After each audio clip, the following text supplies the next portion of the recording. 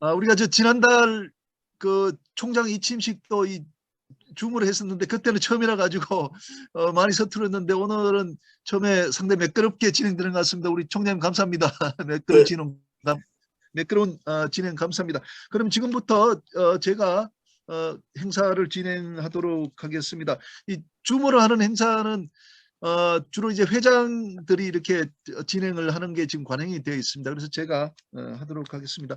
먼저 행사에 앞서서 오늘 귀하신 내빈들이 많이 오셨습니다. 우리 외부에서 박문태 지금 향토 해설사님이 들어오셨고요. 그리고 서석조 영해 농협조합장님, 그리고 남석순 우리 그 재경 회장님, 교수님, 그리고 김중태 선배님, 또 박만규 선배님 오셨고요. 또 박종환 교감 선생님도 들으셨습니다. 나중에 아마 좀 발언하실 기회가 있을 것 같습니다. 그리고 우리 동창회의 권재덕 부회장님, 그리고 권태주 부회장님, 그리고 박향희 부회장님 많이 들어오셨고요. 또 김원희 군의원도 이렇게 보이십니다. 지금 약 한 40명 정도가 들어있는데 학생들하고 학부모님들이 한 15분쯤 되는 것 같고 한 15분 정도는 이 동문들인 것 같습니다. 자, 지금부터 권재술 총장님을 제가 소개해 올리겠습니다. 권재술 총장님은 우리 영해 중고등학교를 졸업하셨고 서울대 사범대학 물리교육학과를 졸업을 하셨습니다. 아마도 우리 동문 중에는 아마 처음으로 서울대학 가셨지 않나 싶습니다. 그리고 이제 미국 와이어 주립대학에서 이제 과학 교육으로 이제 박사학위를 취득을 하셨고 그 교원대학의 총장님을 역임하셨습니다. 또 글도 잘 쓰셔가지고 우주를 만지다 이 책이 작년에 발간되는데 아주 베스트셀러입니다. 그리고 총장님 지금 이제 정년퇴직하셨지만 여기저기에서 부름을 받고 아주 강의를 많이 다니시는 것으로 알고 있습니다. 그리고 우리 향토 동인들이 만드는 이 토격이라는 이 문학지가 있는데 여기에 또 동인으로도 이 활동을 하고 계십니다. 고향은 이제 관어대입니다. 우리 관어대고 가다 보면 한 4년, 3년 전에 기와집을 하나 크게 지었는데 그 기와집이 바로 우리 권재술 총장님 댁입니다. 제가 알기로는 우리 영해 4대성, 5대성 중에 이제 그 안동 권씨들이 있는데 그 안동 권씨들 그 이제 종가 쪽에 그 아주 종선으로 알고 있고 우리 영해 지방의 또 명문 의 후예로 알고 있습니다. 그러면 권재술 총장님으로부터 강의를 듣도록 하겠습니다. 총장님 부탁드리겠습니다. 예, 감사합니다. 제가 첫 번째로 이 강의를 하게 돼서 영광입니다. 특히 김인현 그 동문 회장님 취임을 축하드리고 우리 동문 선배님들, 후배님들 이렇게 많이 뵙게 돼서 반갑습니다. 이 김인현 회장님 취임과 더불어 우리 영해 고등학교가 명문 고등학교로 발전하도록 우리가 모두 힘을 합쳐야 되지 않을까 그렇게 생각합니다. 제가 오늘 드리는 얘기는 제 학창 시절에 대한 얘기를 좀 하고 그 다음에 아까 김 교수님이 얘기한 그 우주를 만지다 그게 관한 얘기를 조금 할 그런 계획입니다. 그럼 저기 화면 공유를 제가 할 수 있게 이렇게 하면 지금 됩니까? 예, 알겠습니다. 제가 화면 공유를 좀 하고 제가 강연했던 거 그 중에서 몇 개 발췌해서 조금 말씀드리도록 하겠습니다.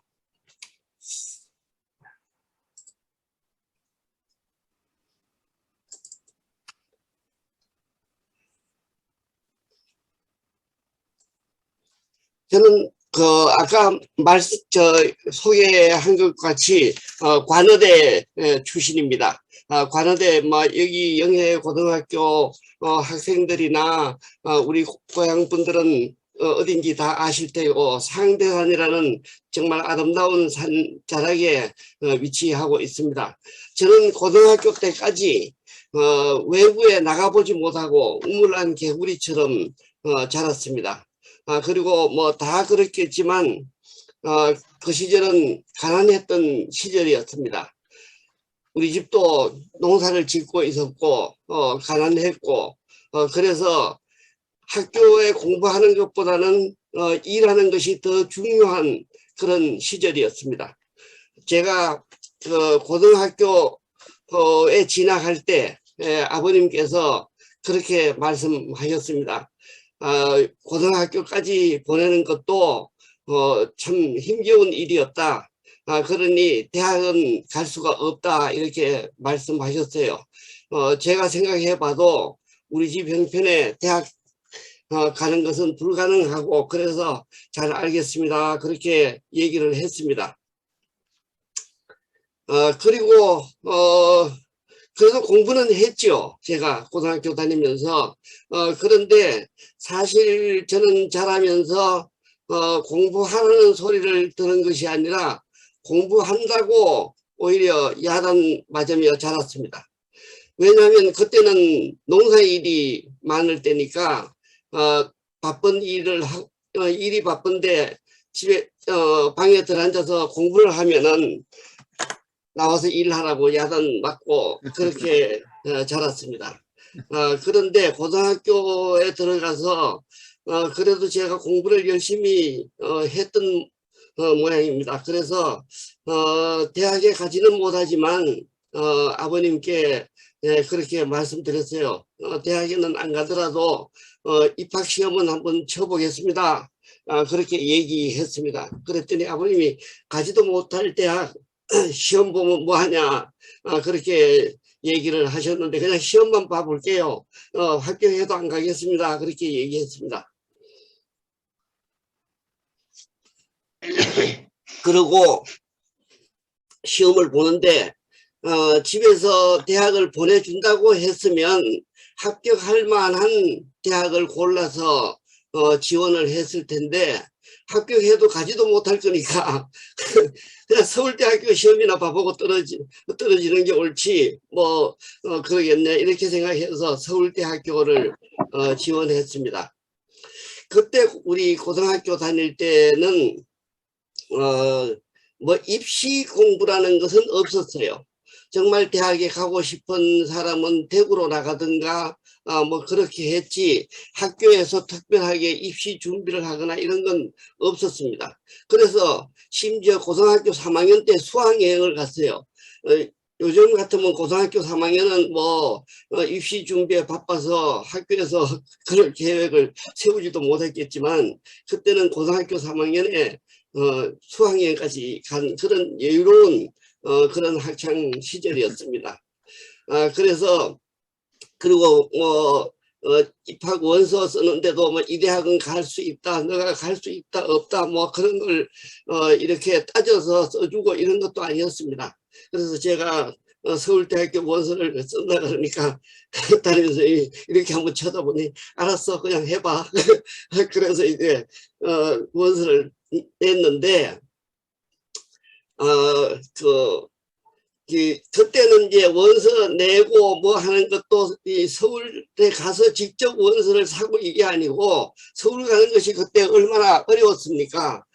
그래서 그때까지 제가 고등학교 3학년까지 서울에 한 번도 가본 일도 없었고 그래서 우편으로 원서를 주문하고 우편으로 받아서 작성해서 우편으로 접수하고 그리고 입학시험 볼 때 처음으로 이제 서울 올라갔습니다. 오랜만에 강의하고 보니까 자꾸 목이 타네요. 그런데 그렇게 입학시험을 보고 난 뒤에 합격자 발표가 있었어요. 그때 합격자 발표는 참 이상하게도 이 라디오로 방송했습니다. 라디오로 방송을 하는데 이 학과별로 대학별로 학과별로 그 결과가 나올 때마다 방송에 나오는 거예요. 근데 방송을 들으려면 라디오가 있어야 되는데 라디오 있는 집이 많지 않았죠, 그때는. 그래서 이 스피커라는 것이 있었습니다. 영예업의 본부를 두고 각 지역에다가 이제 이 전화선을 연결해서 각 집에다 스피커를 달아놓고 그걸 듣는 건데, 우리 집은 그 스피커조차도 없었어요. 그래서 우리 형님이 그 합격자 발표를 들으려고 다른 집에 가서 밤을 새워가지고 밤을 새워서 그 합격자 발표를 들었어요. 그런데 제가 이제 합격했다고 형님이 그러시더라고. 너 합격했다는 그 번호를 들었다고. 그래서 합격한 줄로 알았는데, 근데 합격을 해보면 뭐합니까? 이제 가지는 못할 거니까, 가지 않겠다고 약속하고, 시험을 봤던 거고, 우리 집 형편이 그것도 안 되고, 그랬는데, 아버님이 이제, 밖에 나가시니까, 사람들 얘기가 그 대학은 보내야 된다. 이렇게 얘기를 하는 거예요. 근데 아버님은 서울대학교가 뭐 얼마나 좋은 대학인지 어쩐지도 알지 못하셨지만 사람들이 자꾸 그러니까 이걸 어떻게 해야 되나 고민을 하고 막 그래서 쌀 팔고 뭐 팔고 뭐 이래가지고 보내주셨어요. 제가 만약에 그때 서울대학교를 지원 안 하고 다른 대학을 지원했으면 아마 못 갔을 겁니다, 대학에. 그래서 다행히 그래도 합격을 해서 서울대학교를 가게 되었습니다. 저는 지금 뭐 우리 후배 학생들도 이 얘기를 듣고 있을 테니까 제가 하고 싶은 말은, 지금은 이제 환경이 제가 자랄 때의 환경과는 다르지만 그래도 학생들에게는 고민이 많을 거예요, 장래에 대해서. 그래서 저와는 다른 고민이지만 그때는 좀 배고프고 없을 때의 그런 고민이었지만 지금은 그런 고민은 아니더라도 다른 고민이 많이 있을 거예요. 그렇지만 희망이 있을 것 아닙니까? 그 희망을 실천하기 위해서 자기의 여러분의 지금 환경이 그게 도와주지 않을 수도 있어요. 저도 그랬습니다. 그렇지만 제가 인생을 살아와 보면서 느끼는 것은 그러한 환경 속에서도 희망을 버리지 않는 것이 좋지 않을까 그렇게 생각합니다. 비록 제가 그때 서울대학교에서 불합격을 했더라도 시험을 보지 않았던 것보다는 낫을 거라고 생각합니다. 모든 우리가 인생을 살아오면서 여러분들도 다 느꼈겠지만 성공한 것이 몇 개 되겠습니까? 수없는 실패와 더불어 성공이 가끔 찾아오는 것 아니겠습니까? 그것은 그런 성공을 하기 위해서는 희망을 버리지 않아야지, 그 희망을 버리고 나면은 그런 성공도 찾아오기 어렵다 그런 생각이 듭니다. 그래서 후배 여러분들 지금 어렵더라도 희망을 버리지 않고 열심히 하다가 보면은 또 좋은 기회가 오지 않을까 그렇게 생각합니다. 그러면 제 얘기는 이런 정도로 마치고 여기 우주에 대한 이야기를 조금만 할 생각입니다.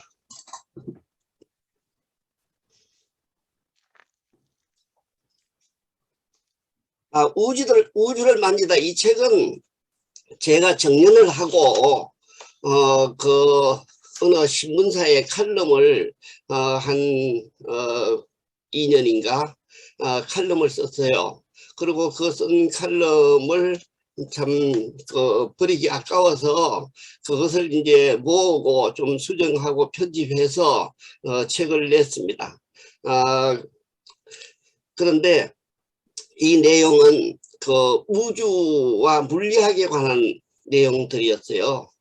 우주와 물리에 관한 얘기인데 수필 형식으로 썼더니 그래서 이 책이 이제 좀 뭐 인기가 있는지 그래서 지금 그 5세를 찍었습니다.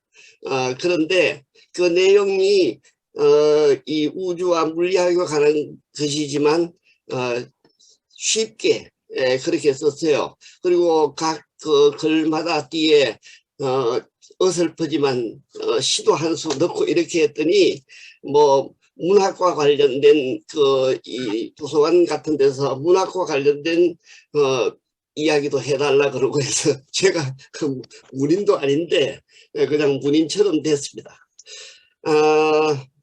이 책에 뭐 관련된 내용이지만 이 우주에 관한 얘기를 잠깐 할까 합니다.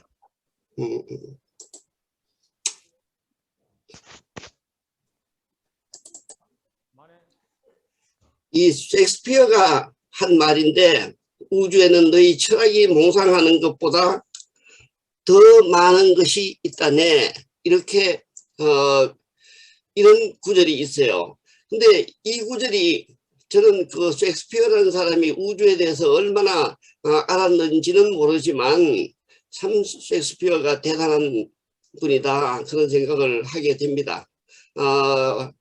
여기 지금 너희 철학이 몽상하는 것, 철학이 몽상한다는 말을 다른 말로 바꾸어서 시인이 몽상하는 것, 예술가가 몽상하는 것, 과학자가 몽상하는 것, 뭐 이런 것들을 다 합쳐서 하는 말이 아닐까 싶어요.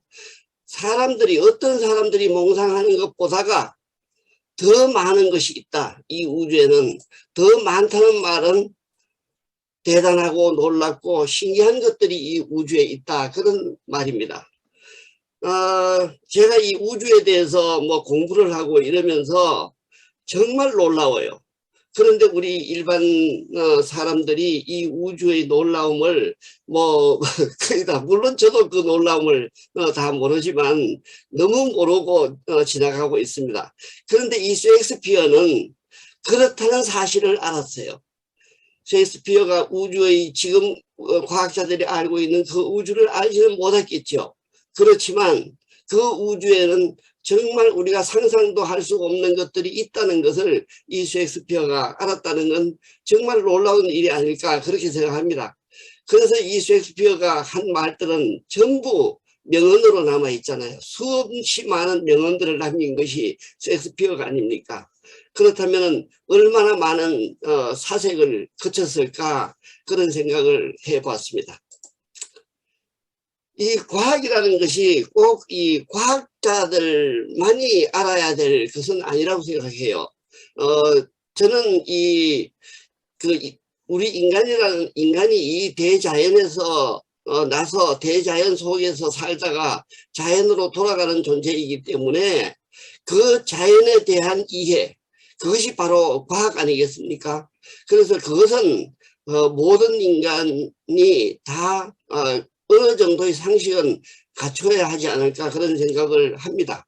그래서 과학과 예술이 아주 대척점에 있는 거죠. 과학이라는 아주 논리적이고 질서정연한 그러한 학문과 예술이라는 정말 상상의 날개를 넘나드는 그런 세계와 매우 반대쪽에 있는 것 같습니다. 하지만 가만히 들여다보면 정말 가까워요. 비슷해요. 그런 면이 있습니다. 그래서 그걸 잠깐만 말씀드리겠습니다. 이 밤하늘 우리가 도시에서는 이렇게 보기 어렵지만 뭐 영해만 해도 나가면 아마 이런 밤하늘을 볼 수 있을 겁니다. 이게 우리가 보는 밤하늘입니다. 근데 이게 우리가 보는 이 밤하늘이 이것이 전부일까요? 이것은 고흐의 그 유명한 별이 빛나는 밤이라는 그 유명한 그림인데 고흐가 본 밤하늘입니다. 고흐가 본 밤하늘은 우리가 하늘을 쳐다봤을 때 보이는 그 밤하늘하고는 엄청나게 다르죠. 고흐는 이렇게 상상을 했어요. 그럼 우리는 생각하기에 예술가들은 현실과는 동떨어진 걸 마음대로 상상하는 거니까 저거는 자연하고는 관계없이 거의 머릿속에만 들어있는 그런 우주로 생각할 수 있지 않아요. 그런데 정말 우주를 들여다보면 이런 소용돌이가 있을까요? 자, 이것이 그 망원경을 통해서 본 하늘입니다. 소용돌이 정도가 아니고 이걸 더 자세히 우리가 확대해 본다 그러면 고가 그린 그 소용돌이 수준이 아니고 정말 대단한 그 모습이 보일 거예요. 그래서 지금 이렇게 우리 이 세 가지 우리가 그냥 밤하늘을 봤을 때 보이는 이 모습과 고가 본 이 밤하늘과 또 과학자들이 발견한 이 밤하늘과 이렇게 비교해 보면 고의 상상력이 과학자들이 실제 발견한 밤하늘에 비해서 그렇게 대단한 건 아니라는 거죠. 고는 굉장한 상상력을 발휘해서 밤하늘을 상상했어요. 그러나 그 상상보다가도 더 실제의 밤하늘은, 실제의 하늘은 더 대단하다는 겁니다. 셰익스피어가 한 말이 이것을 하는 말이 아닐까 싶어요. 너희 철학이 몽상하는 것보다 이 우주에는 더 많은 것이 있다. 고가 상상하는 것보다가 실제 이 우주는 더 대단하다 하는 것을 얘기해 주고 있는 것이 아닌가 그런 생각을 합니다.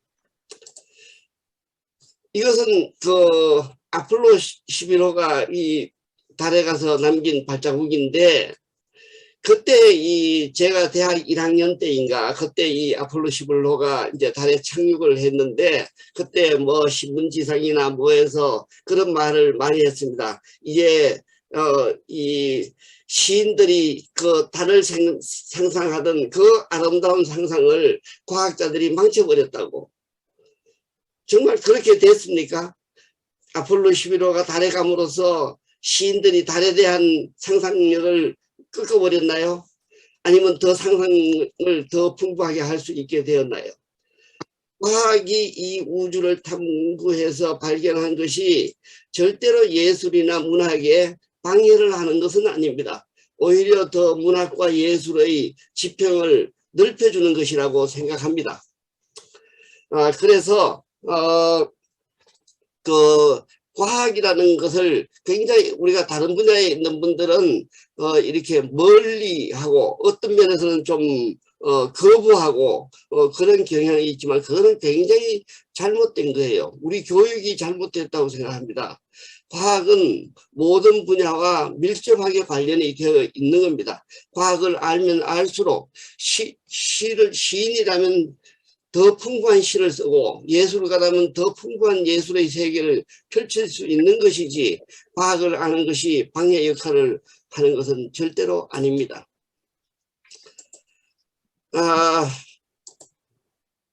여기 그 밤하늘 이런 밤하늘이 있습니다. 그럼 여기 이 보이는 이 별들 이 별들은 우리 눈으로 보이는 겁니다. 우리 눈으로 보이는 이 세계가 이 우주의 전부는 아닙니다. 여기 아무것도 안 보이는 별이 없는 한 곳을 우리가 만약에 확대해 본다고 합시다. 여기를 확대를 해보면 이런 것이 나타납니다. 소위 허블 망원경이 이 우주에서 찍은 사진인데 여기 아무것도 없는 별이 없는 부분이에요. 그런데 그것을 망원경으로 깊숙이 들여다봤더니 이런 것이 나타났어요. 근데 이것은 별이 아닙니다. 여기 보이는 점 하나하나는 별이 아니에요. 별은 지금 우리 눈에 여기 가까이 있는 것만 보이지 이 정도 멀리 있는 별은 우리가 볼 수가 없습니다. 이 망원경으로 나타나는 이것들은 별이 아니고 은하입니다. 그렇다면 이 점 하나를 우리가 확대해 보면 이런 은하입니다. 은하라는 것은 별이 모여 있는 집단인데 별이 대략 1000억 개 이상, 몇 천억 개가 모여 있는 모여서 은하를 이룹니다. 우리 은하도 1000억 개 이상의 별이 모여서 된 겁니다. 우리 은하를 은하수 은하라고 해요. 근데 여기 요 작은 점 속에 이것을 확대했을 때 하늘에는 이렇게 많은 은하들이 보입니다. 이렇게 많은 은하들이. 그럼 우리 지금 이 우주에 은하에는 대략 1000여 개의 별이 있고 이 우주에는 몇 천억 개의 은하가 있다 이렇게 추산하고 있습니다. 그것도 뭐 우리가 과학자들이 추산하는 것이지 실제 값하고 값보다는 아마 적을 거예요. 실제는 그보다 더 클 거라고 생각합니다. 여기에 보이는 여기 아무것도 없는 점일지라도 여기를 다시 확대해 보면 이 속에도 또 수많은 은하들이 나타납니다. 이것이 이 우주예요. 이 은하 하나, 우리 은하, 은하수 은하라는 이 은하 하나의 크기가 이 직경이 한 10만 광년 됩니다. 광년이란 말은 여러분들이 다 아시겠지만 빛이 1년 동안 가야 하는 거리예요. 빛이 얼마나 빠릅니까? 번쩍하면 뭐 지구를 7바퀴 반 돌았다고 그러는데 그렇게 빠른 빛으로 태양까지 가는 데는 8분이 걸립니다. 그런데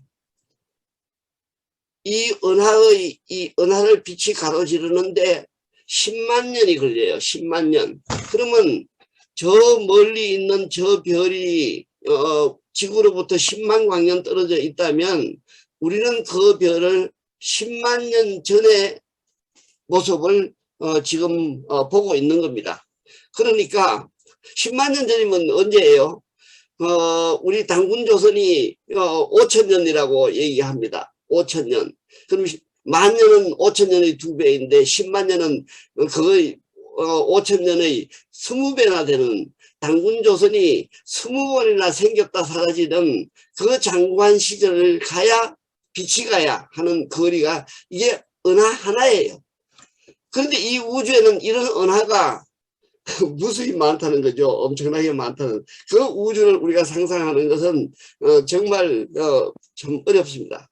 그런데 과학자들은 또 더 상상해서 정말 그런 우주 하나만 있을까? 다른 우주는 없을까? 뭐 이런 상상도 하게 됩니다.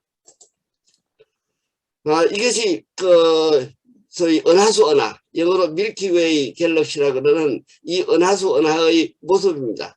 지구는 태양은 여기 변방에 어느 한 작은 별입니다. 이 수많은 별 중에 어느 하나의 작은 별이 우리 태양입니다. 거기에서 그 태양 주위를 돌고 있는 이 지구에 붙어 사는 것이 우리 인간들입니다. 별이 한 1000여 개 있다고 얘기했는데 1000여 개라는 걸 여러분들이 뭐 요새 무슨 뭐 대장동만 해도 뭐 몇천억 요새 누가 또 뭐 사기 쳐가지고 뭐 1800억을 뭐 사기쳐 가져갔다 그러니까 여러분 우리는 지금 1000억이라는 것이 우습게 보입니다. 근데 1000억이라는 숫자가 어떤가 한번 생각해 보세요. 별이 1000여 개가 있다 그러면 1000억이라는 숫자를 헤아릴 수 있겠습니까? 제가 한번 계산을 해봤어요. 1초에 한 번씩 한 개씩 헤아린다고 하고 1000여 개를 헤아리려면 계산해보면 3000년이 걸립니다. 그건 밥도 먹지 않고 잠도 자지 않고 죽지도 말고 3000년을 헤아려야 별 1000여 개를 헤아릴 수 있어요. 그 1000억이라는 것이 그런 숫자입니다. 그런 어마어마한 숫자예요. 근데 우리는 지금 막 돈이 인플레이션이 돼서 그러는지 우리는 1000억이 뭐 우습게 보이죠. 어마어마한 겁니다. 이 1000억이라는 숫자가. 그래서 우리가 우주를 논할 때 뭐 몇 억 이렇게 얘기하는데 억을 뭐 별거 아닌 것으로 생각하지만 엄청난 겁니다. 안드로메다 은하는 우리 은하에서 우리 은하수 은하에서 제일 가까이에 있는 은하예요. 그런데 우리 은하보다 더 큽니다. 더 큰 이 안드로메다 은하가 250만 광년 떨어져 있어요. 지구로부터. 250만 년 빛으로 250만 년 가야 되는데 이게 이 우주에서 제일 가까운 우리에게 제일 가까운 은하입니다. 그러니 우리 우주의 크기를 참 상상하기가 얼마나 어렵겠습니까? 좀 지나가겠습니다. 우리가 하늘의 별을 본다는 것을 간단하게 제가 비유를 해봤어요. 여기 이 강당을 보면은 여러분들 뭐가 좀 이상하지 않습니까? 여기는 아기들이 있고, 여기는 아이들이 있고, 여기 청년들이 있고, 여기 노인들이 있습니다. 이런 강당이 있다 그러면 참 이상하겠죠.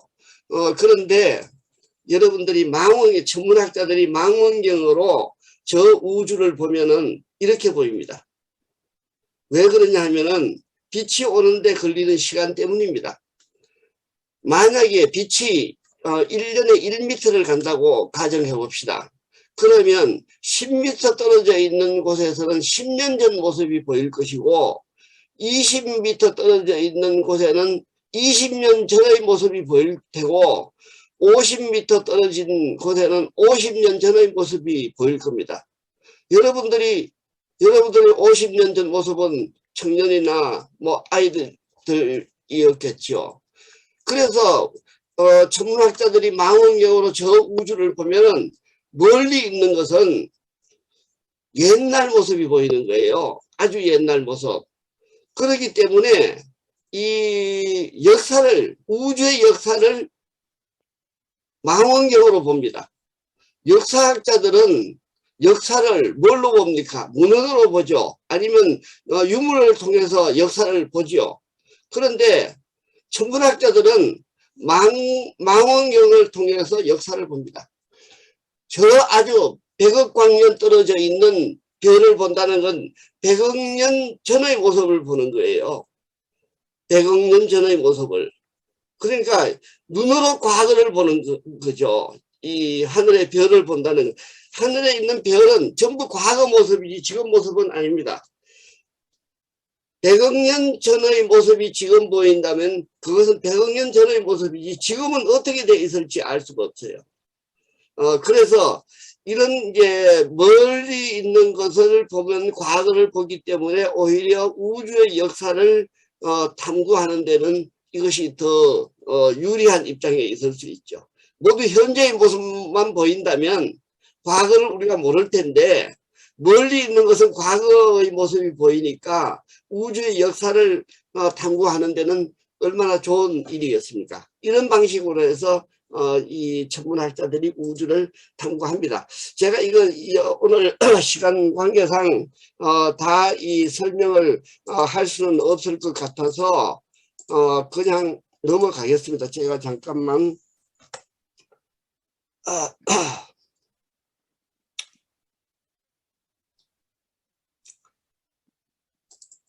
이 우주에 대한 얘기만, 빅뱅에 대한 얘기만 조금 하고 마치겠습니다. 이 그림은 우주의 역사를 그림으로 나타낸 거예요. 여기 이 부분이 소위 빅뱅이 일어난, 여러분들 빅뱅이라는 얘기 들어봤죠? 이 우주는 처음에 한 점에 모여 있었다가 급팽창을 한 겁니다. 급팽창. 그래서 이걸 빅뱅이라 그래요. 이 빅뱅 부분을 여기를 뭐가 희미하게 그려놓지 않았습니까? 왜 이 희미하게 그려놨겠어요? 그 부분에 대해서, 그 빅뱅이 일어나는 순간에 대해서 과학자들이 잘 모르기 때문입니다. 과학자가 빅뱅이 일어나기 뭐 1초 후, 0점 몇 초 후까지 알아요. 근데 빅뱅이 일어나는 바로 그 순간에 대해서는 지금 과학자가 모릅니다. 그래서 여기에다가 희미하게 그렸어요. 빅뱅이 일어나고 급팽창이 일어났습니다. 급팽창이 급팽창은 아마 말로 형성할 수 없는 거예요. 0.0000 몇 초 만에 그 한 점이 되어 있던 것이 거의 우주 크기로 늘어나 버렸습니다. 어떻게 그런 급팽창이 일어나느냐? 여러분들은 뭐 아마 상상하기는 어렵겠지만 급팽창이 일어났다는 것이 사실입니다. 그러고 난 뒤에 우주가 그 다음에는 서서히 팽창을 해요. 서서히 팽창해서 지금은 이제 가속 팽창이라는, 점점 더 빨리 팽창하고 있습니다. 이 우주의 모습이에요. 그래서 처음에는 빛뿐이었다가 그 다음에 물질이 생겨나고 별이 생겨나고 은하가 생겨나고, 그래서 지금 이 우주가 되어 있는 이 모습입니다. 그래서 과학자들이 발견한 이 우주는 옛날에 비해서는, 옛날에는 우주론이라고 하면은 철학에서나 논하지 과학에서는 논하지 못했습니다. 과학은 그 정도로 그걸 논할 수 있는 어떤 지식이 없었어요. 그런데 근래에 와서 이 우주론을 과학의 한 분야로 들어오게 됐습니다. 이 우주의 나이가 138억 년이라는 것을 거의 정확하게 측정을 할 수 있었어요.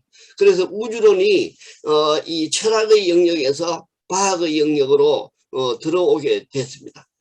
그래서 뭐 앞으로 더 이제 발전하면 우주에 대해서 얼마나 더 많은 것을 알게 될지는 모르겠지만, 우리가 알고 있는 우주는 그 진짜 우주의 정말 작은 부분일 뿐이라는 말씀을 드립니다.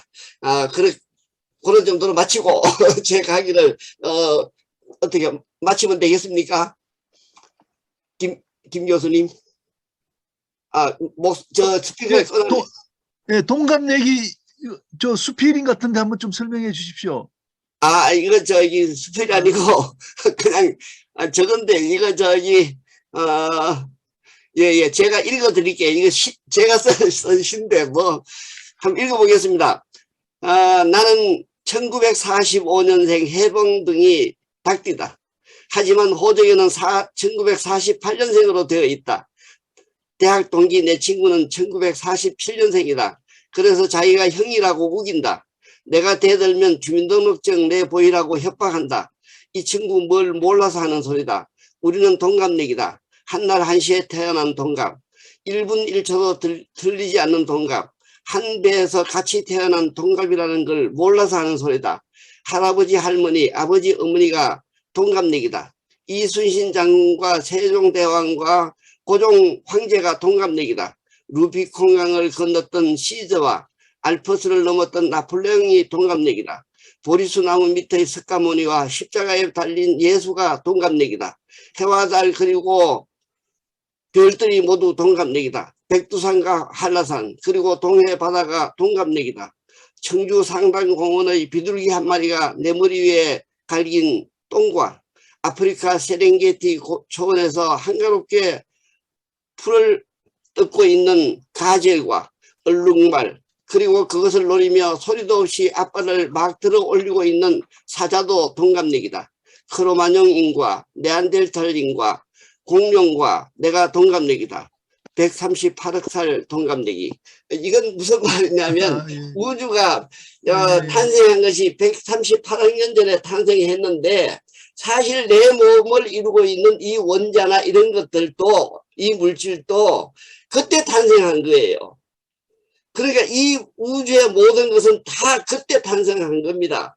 그러니까 이 우주 모든 만물이 다 동갑내기 아니겠습니까? 그걸 이제 내가 시를 써서 제 책에다가 그게 실어 놓은 건데, 그냥 뭐 좀 장난삼아 써봤습니다.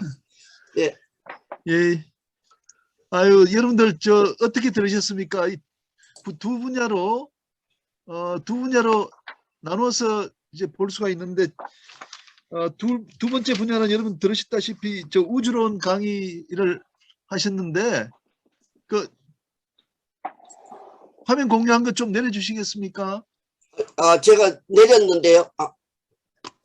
됐습니다. 예, 그래서 그 우리 관어대 동해 바다를 보고 자라서 그러신지 스케일이 너무너무 큰 것 같습니다. 마지막 시를 보니까 결국은 그 138억 년 전에 이 우주가 만들어질 때 그게 해와 달 뭐 좀 같이 생겼으니까 다 동갑내기다 이런 표현을 이렇게 하신 것 같은데, 그것을 이루는 재료가 그때 다 생겼으니까. 아유, 너무 좋은 강의 잘 들었습니다. 그리고 저는 뭐 다른 것보다도 우리 학생들한테 그 하신 이제 사람이 살아가면서 이 성공하는 게 몇 번 있겠냐고, 무수한 그 실패를 경험하면서 한두 번 그 성공하는 거니까 어려운 환경에 혹시 처해 있더라도 학생들이 희망을 버리지 않고 계속 시도하라, 이렇게 열심히 하라는 말씀이 너무 가슴에 와닿았습니다. 우리 학생들이나 우리 학부모들도 동문들한테 크게 아주 감명이 가는 인사이트라고 생각됩니다. 그러면 토론을 하도록 하긴데 뭐 지정 토론입니다. 우리 남석순 전 재경 영예중고등학교 회장님, 그리고 김포 대학 교수는 역임하셨고 지금은 명예 교수로 계십니다. 남석순 회장님 좀 부탁드리겠습니다. 예, 잘 들립니까? 예, 예. 예, 예. 이 선배님, 그 모습을 뵈니까 정말 좋습니다. 감사합니다. 어제 잠깐 통화를 했습니다마는 화면에 뵈니까 훨씬 젊어 보이십니다. 아이고. 저는 이제 선배님이 그 중학교 12회, 고등학교 9회가 되시죠. 예, 예. 저는 이제 그 한 4년 늦게 중학교 16회, 고등학교 예. 13회가 됩니다.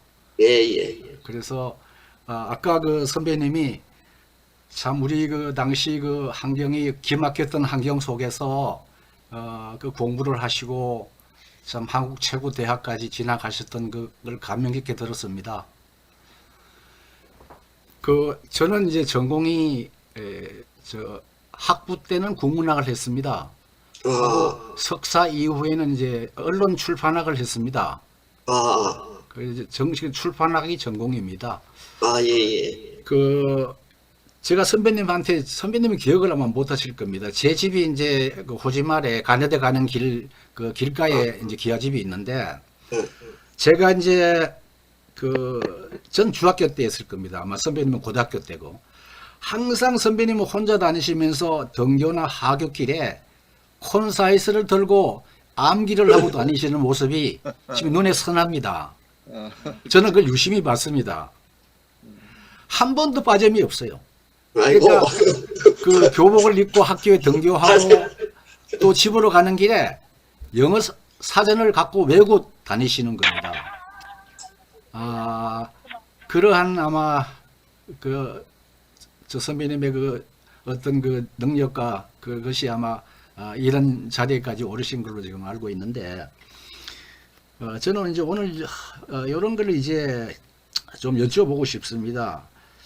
당시 선배님이 그 공부를 했던 그런 마음 자세라든가 공부했던 방법, 요거 하나 하고, 둘째는 현재 이제 우리 후배들에게 꼭 좀 전해 주실 공부하는 자세와 방법에 대해서 그 두 가지만 좀 간략히 말씀해 주시면 좋겠고요. 또 하나는 뭐냐면은 지금 뭐 후배들은 아마 우리가 그 어릴 때 환경보다도 더 아마 힘들지 모릅니다. 요즘 이 세계가 너무 복잡하고 변화가 심하기 때문에 저희가 다녔던 60년대 그 학창 시절과는 또 다를 겁니다, 아마. 그래서 지금 후배님들이 더 많은 힘듦과 고민이 있다라고 생각합니다. 근데 저도 그 당시 이제 집에서 담배 농사를 지어가지고 중학교, 고등학교 때는요, 아침 새벽까지 일어나서 밭에 가서 일을 하고 또 학교 갔다가 또 돌아오면 또 일을 했습니다. 밤새도록 그렇죠. 일했는데, 그렇죠. 저희 아버지도 이제 새벽 되면 깨워요. 깨우셔가지고 밭에 나가자. 그래서 학교에서 중간고사, 기말고사를 봐도요, 시험 공부를 못했습니다. 맞아요. 그 시험 공부를 안 하고 와서 시험을 봤습니다. 그래서 시험 공부가 뭔지 뭐 그것도 모르고 개념도 없었습니다. 그냥 시험 보라니까 보는가 보다 그렇게 봤습니다. 아마 요즘 후배들하고 환경은 좀 다르지만 아마 기본은 같다고 봅니다. 그 당시 환경이나 지금 환경이나 저는 같다고 보여집니다. 그래서 좀 아까 제가 두 가지 말씀드렸죠. 그래서 좀 아주 좋은 그런 말씀을 좀 해주시면 좋겠습니다. 예. 남 교수님 얘기 들으니까 전부 다 그때 그 시절은 다 그랬죠, 뭐. 저기 후배들에게 제가 해줄 말씀은, 저는 가난하게 자랐지만 제가 이게 울림이 있어가지고 좀 얘기하기가 괜찮아요. 잘 들립니다. 저는 남석순 교수님, 예. 거기 아까처럼 스피커를 좀 내려주십시오. 내가 좀 끄는 게 좋겠죠? 저는 가난하게 자랐지만 소원이 돈을 벌어야 되겠다는 희망을 한 번도 품은 일이 없었어요. 그래서 제가 이 학창 시절을 돌아다 보면은 참 순수했다는 생각을 합니다. 그런데 난 그게 중요하다고 생각해요. 너무 현실화되면, 현실이라는 건 지금 아닙니까? 우리 사회라는 건 어떻게 변할지 몰라요. 그런 사회에, 이 급변하는 이 사회에 제대로 적응을 하려면 순수성을 유지해야 된다고 생각해요. 순수한 마음을 가지고 있으면 사회가 어떻게 변하든지 자기가 거기에 휘몰리지 않고 나갈 수 있습니다. 그래서 나는 그 후배 여러분들이 그 어릴 때 그 순수한 마음을 갖기를 바랍니다. 그래서 그렇게 하고 그다음 공부하는 방법에 대해서 얘기해 달라 그러셨는데, 공부하는 방법에 진짜 왕도가 없죠. 각자가 이 방법을 개발해야 합니다. 근데 저는 이제 한 가지만 말씀드린다면은, 어떤 것을 그냥 암기하려 그러지 말고, 아까 뭐 제가 영어 단어 암기한다고 그랬다고 그러시는데 그게 맞는 말인지 잘 모르겠어요. 암기하려 그러지 말고 이해하려고 해야 돼요. 이해한다는 건 뭐냐 하면은 그것을 보고서 마음에 즐거움이 오는 거예요. 내가 모르는 걸 알게 되면 마음에 즐거움이 옵니다. 마음에 즐거움이 안 오면 그건 알았다고 할 수가 없어요.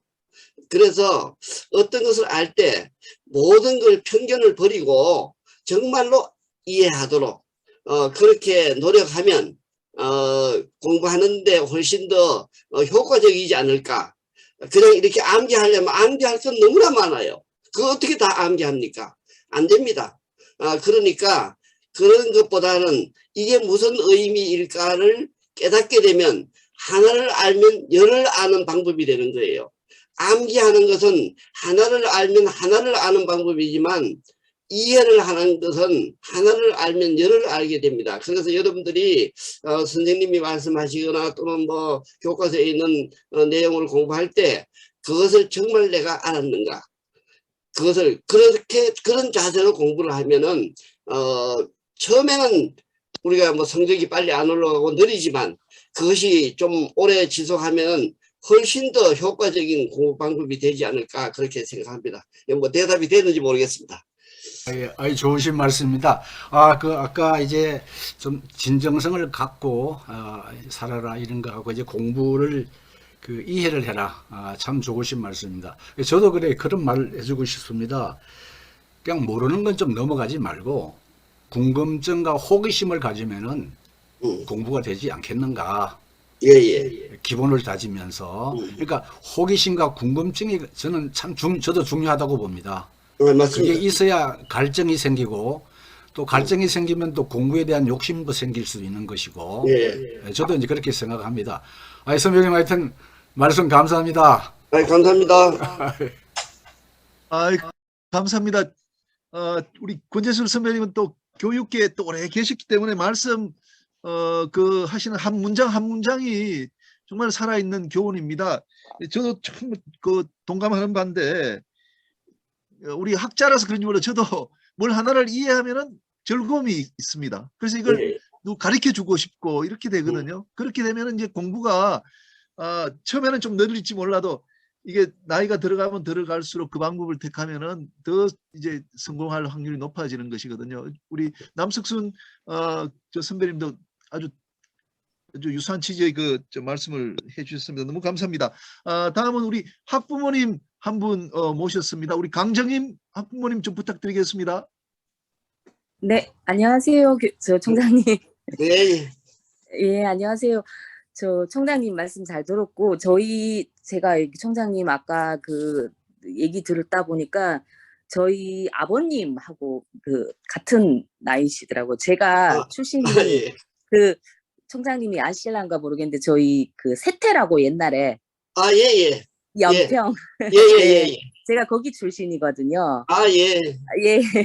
저희 아버님도 47년생이신데 지금 살아 계시면 예, 저희 아버님 연배신 것 같아요. 저기 예, 제 친구는 김천석도 있고, 네네. 그다음에 저기 누구야 저희 아버님 성함을 혹시 말씀드리면은 아실런지 모르겠는데 강종호라고. 그러세요.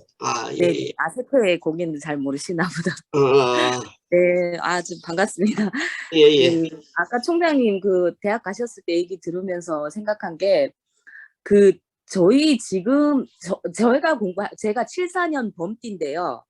예. 저희 공부할 때 제가 공부할 때도 그 총장님 공부할 때만큼 이렇게 지금 학생들도 그렇고 좀 절실함은 없는 것 같거든요. 예. 그러니까 지금 뭐 공부를 하고 싶은데 뭐 집에 돈이 없어서 못 한다거나 뭐 이 정도까지의 절실함은 요즘 학생들은 없는 것 같거든요. 예.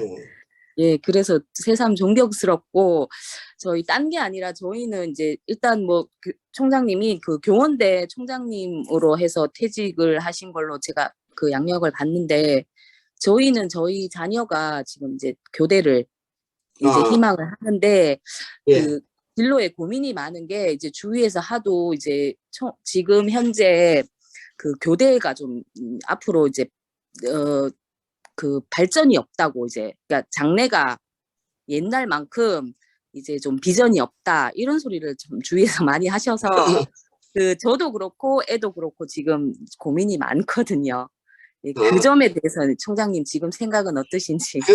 그 장래 발전성이라는 것이 어떤 의미인지 지금 앞으로 이제 그 초등학생들이 많이 주니까 그 이제 사회 이제 나가서 이제 뭐 계속 발전해서 그러니까 초등학교가 옛날처럼 이렇게 많이 그러니까 지금 출생도 줄고 하니까 이제 그런 게 좀 없어서 차라리 사회를 생각하면 그러니까 사범대를 생각하면 어떠냐 뭐 이런 얘기도 있으시고 아니면 따로 아예 진로를 바꿔서 저는 그 사범대학이나 교대나 학생 수 줄어가는 것은 뭐 그 초등학교만 줄고 뭐 중고등학교는 안 주는 것은 아니니까 그거는 마찬가지 얘기고 학생 수가 준다고 해서 뭐 이 학교 교육이 금방 없어지지는 않을 테니까 그런 장래를 생각한다 그러면 그런 장래는 뭐 걱정할 필요가 별로 없지 않을까 생각하고 다만 정말 교사로서 나는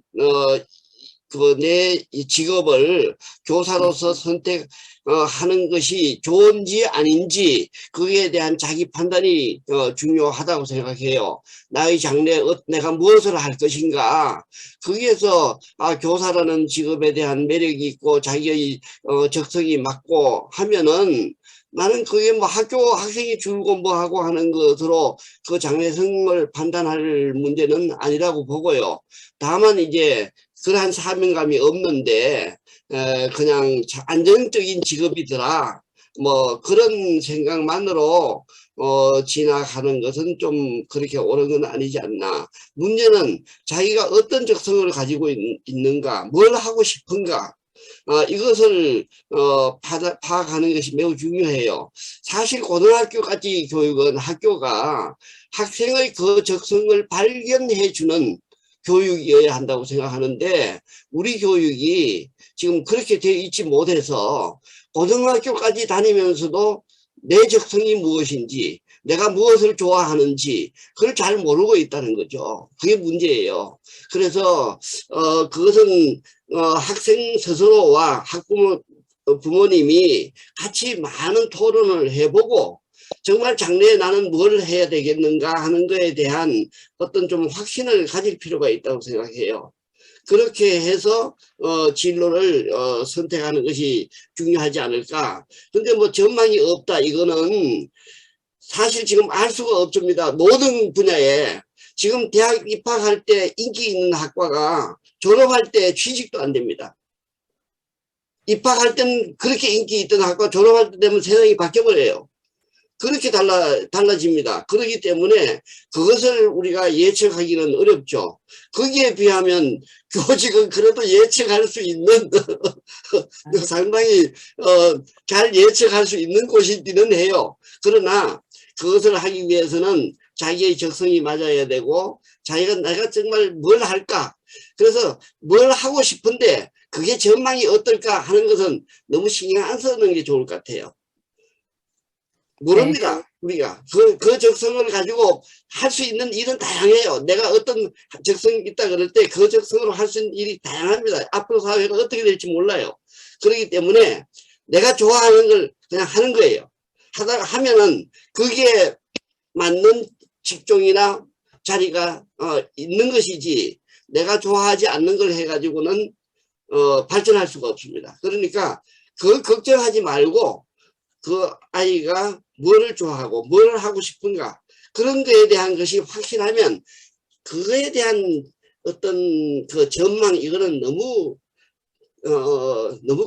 안 하는 게 좋지 않을까, 제 생각이 그렇습니다. 예. 네. 예, 감사합니다. 저희 뭐 지금 반쯤은 그냥 진로를 잡기는 했는데 이쪽 그러니까 이런 이 기회가 있어서 한번 여쭤보고 싶었습니다. 감사합니다. 예. 네. 예, 감사합니다. 예, 네. 총장님, 제가 질문 하나 드리겠습니다. 예. 우리 그 동문들 이렇게 보면 이제 여러 사회 분야에 많이 이제 진출을 했는데, 그 중에 이제 가장 성공적으로 진출한 분야가 이 교육계 같습니다. 우리가 뭐 남석순 교수님도 이제 그렇습니다만, 오늘 여기 들어와 있는 교통대 박영환 교수님, 지금 현직에도 아마 한 20명 가까이 대학 교수가 있고, 또 고등학교 또 초등학교 선생님들 상당히 많은 것 같습니다. 그래서 사업이라든지 뭐 또 전개라든지 이런 쪽은 우리가 좀 어렵던 것 같고, 특히 교육계 쪽으로 우리가 특별히 성공한 그런 뭐 좀 비결이라 그럴까, 이 우리가 갖고 있는 장점이 또 있다고 보시는지 좀 여쭙고 싶습니다. 그건 저도 잘 모르겠어요. 뭐 교육계에 진출한 분도 많지만 요사이 보니까 뭐 지금 저기 무슨 유명한 가수 영도 출신 많대 지금 그렇게 나오고 있고, 그리고 뭐 우리가 이 영덕 출신자들 중에서도 꼭 교육계로만 나간 분들이 아니라 많죠. 뭐 교촌치킨만 해도 그 우리 마을 분이에요. 우리 집안 사람이에요. 아, 그렇습니까? 교촌치킨가 그 업계에 뭐 우리나라 거의 최고라 그러는 그런 데도 진출해 있고 뭐 다양한데, 그래서